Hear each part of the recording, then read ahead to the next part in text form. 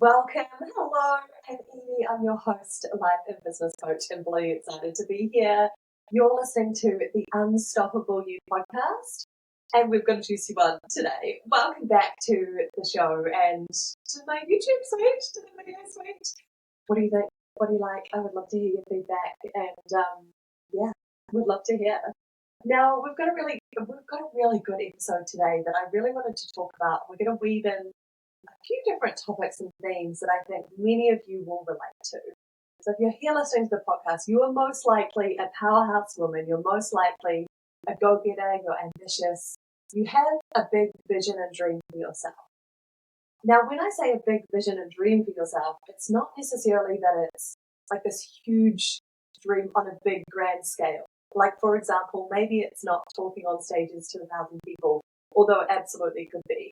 Maybe it's not, being the next prime minister or being the CEO of your corporate company that really matters to you, or having, a multi-six-figure, seven-figure business, whatever. Like, it doesn't necessarily need to be huge in terms of the numbers to feel like it's a big vision.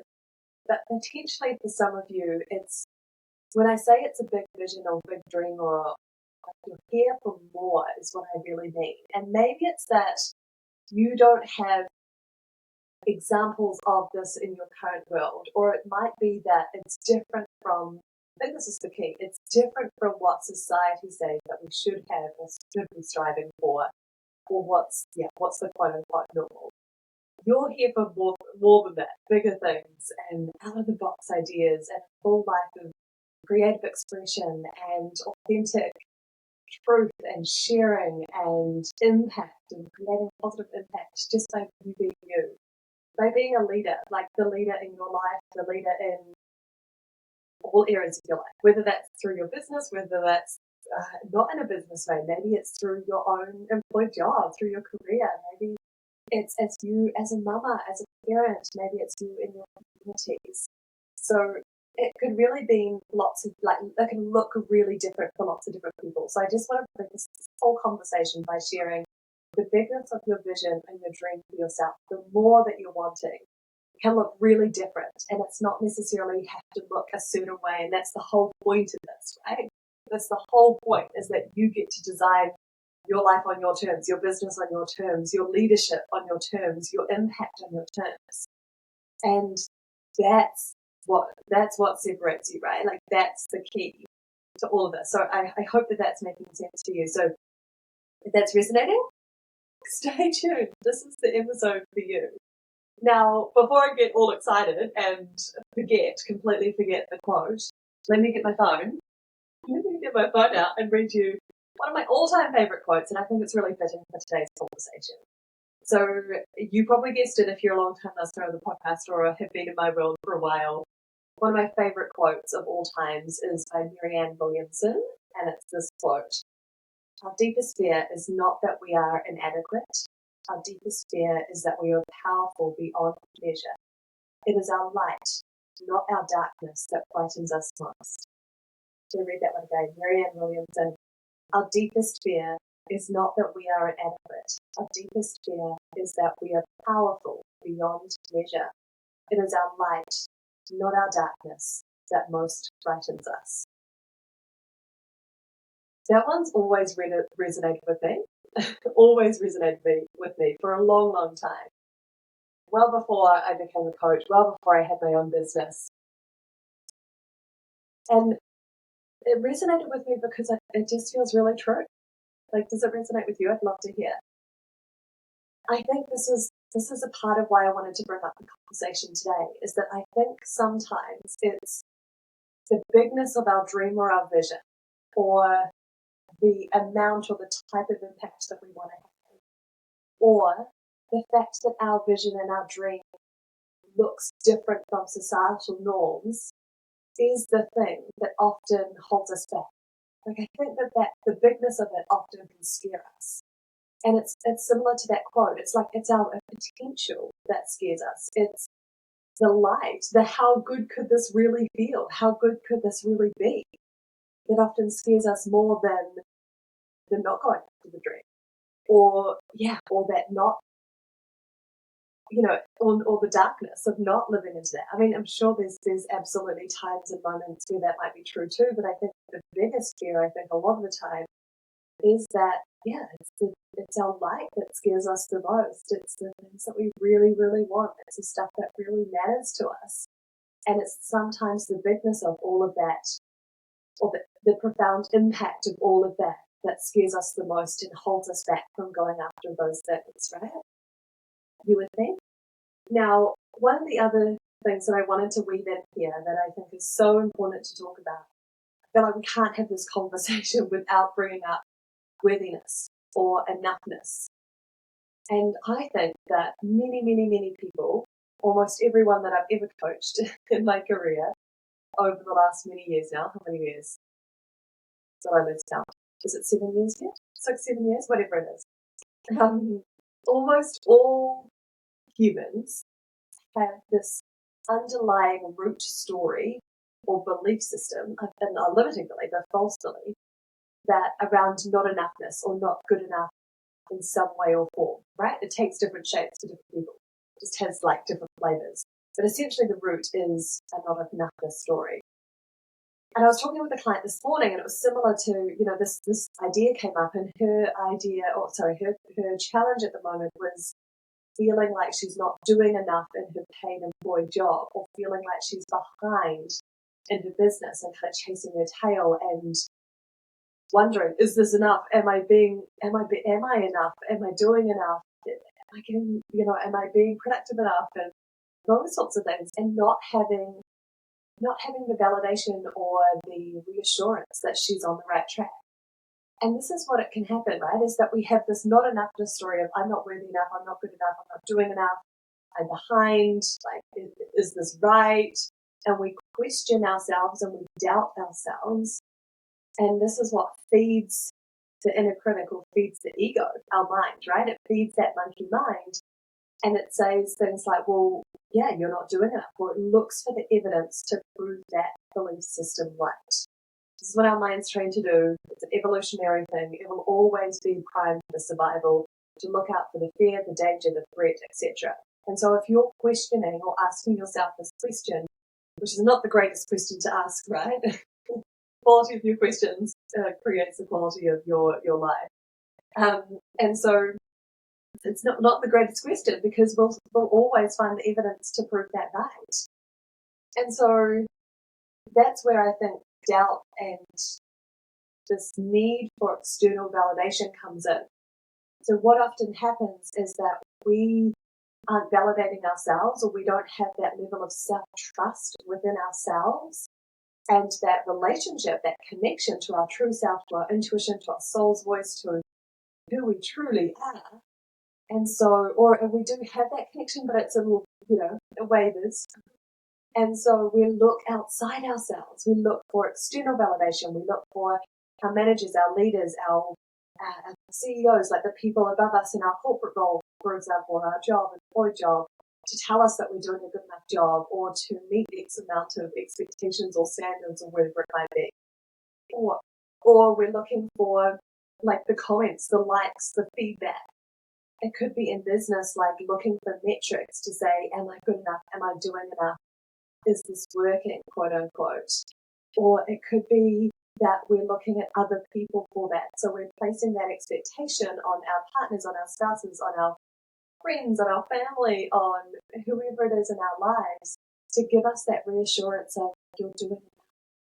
It's okay. Like you're great. Like you're achieving. You're doing enough.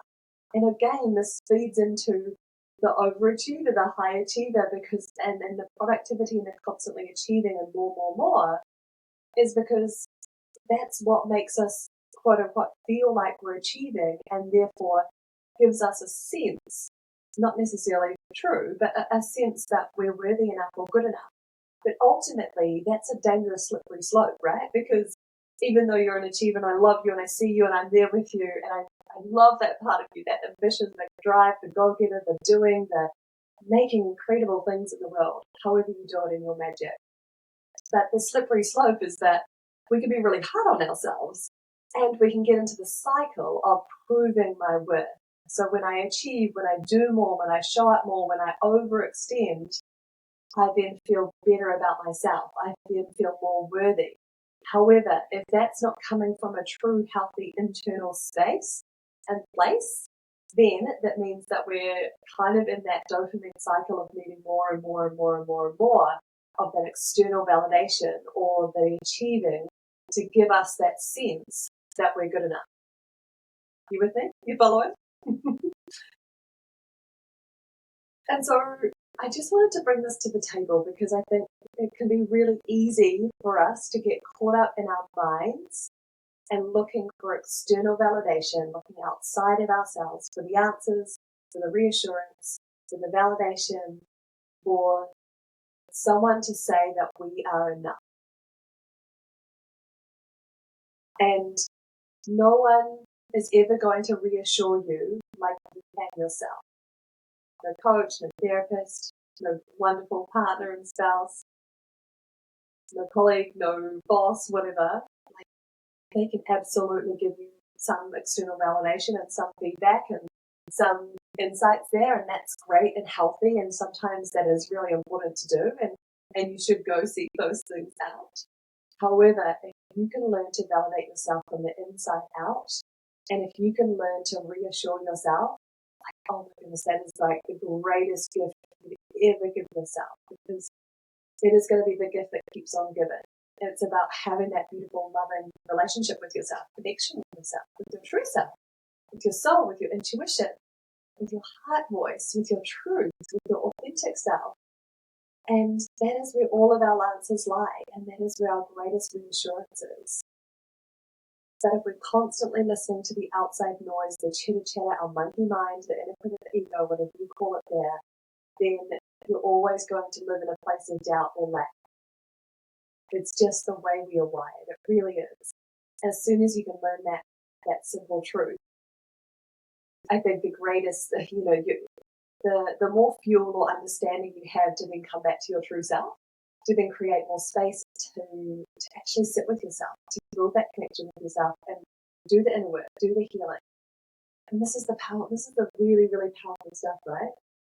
And this is essentially what I do in one-to-one coaching. Shout out to one-to-one coaching. If you're feeling this and want to do this work on yourself, it is honestly, it could be life-changing. The greatest gift that you can give yourself. Send me a DM or I'll click on the link below. I'll both put all in the show notes, the description, so you can go check it out and book yourself a free call with me. I would love to support you. This is my 100% my jam, and I just freaking love it. And I just feel like more people need it, and now more than ever, I'm just seeing this of like there's this real need of people building more of that self-trust again. So I think this is what's happened along the way, is that when we look outside ourselves and we look externally for validation, for feedback, for input, for the metrics, we're looking at all these markers, all these measures externally, and we forget about the internal stuff.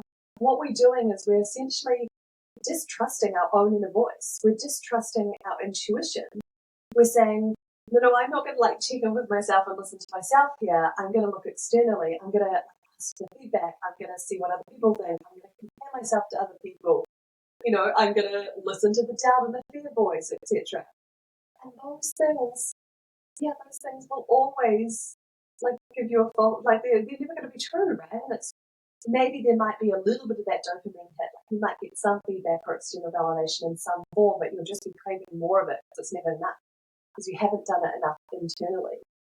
But what we're doing is we're distrusting ourselves by looking externally to ourselves. And I see this huge need in business owners, as creators, as coaches, as space holders, but also in life, like human women, leaders, go-getters, ambitious people. We've lost a sense of our self-trust, I believe, for lots of different reasons, but I think this is one of the big ones, right? And we blame it on unworthiness stories or looking outside of ourselves, and we need to do that inner work to rebuild that trust, truly rebuild that trust. And I think about it in terms of, this is one of the key pillars with my one-to-one work, is really starting to reactivate and reclaim that self-trust again. Because everything is going to feel so much better when you come from that place of deep self-trust and knowing, like, I've got myself, I can trust myself here, I don't have to look externally, I don't have to listen to the doubt or the inner critic in the stories. Like, I've got my own back here. I trust myself fully. And that's what is magnetic. That is the stuff that is so healing and so transformative. And no matter what you're doing through your life, through your business, etc., it's going to help. It's going to support you so much.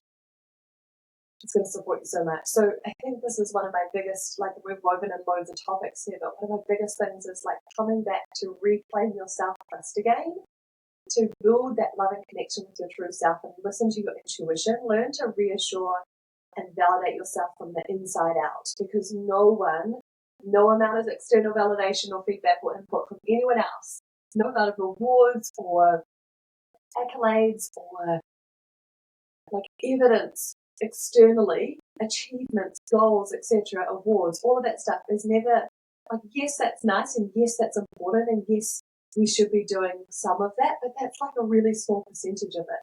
The majority should come from within. And when you've built that from within, when you've got that level of self-trust, like, that's when your soul starts to sparkle. That's when you become magnetic. That's when things start to align and fall into place. That's when opportunities and things come into your world that could never have been planned, or could, you could almost, like, you could never have planned it that way.